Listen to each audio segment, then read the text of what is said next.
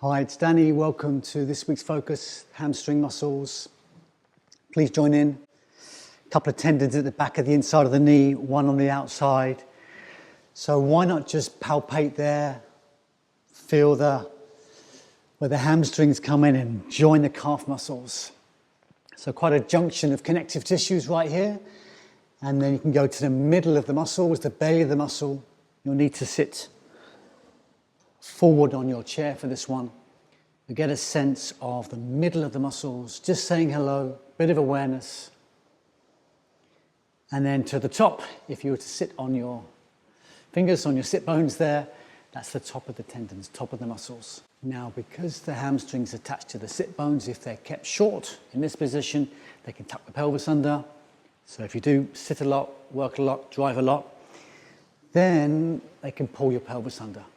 This can tuck, this can then drop the chest, collapse the spine, and you think you've got poor posture because of your spine or your ribs or lack of awareness or something, and it may be your hamstrings that are the culprit.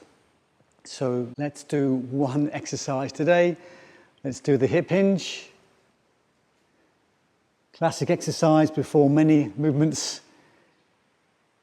It's the hip joint. So your pelvis, your spine, your shoulders remain neutral.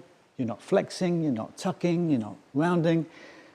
Right at the hip joints, just push your pelvis back, bring your torso forwards until you get a bit of a bite. Until you feel a little pull in the back of those legs. One or two more.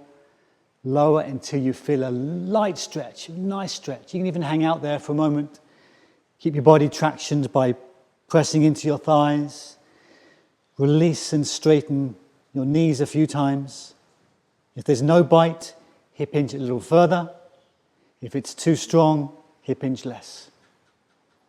That's a nice, simple way at any time throughout your day to get off the chair, give your hamstrings a light stretch, come back down.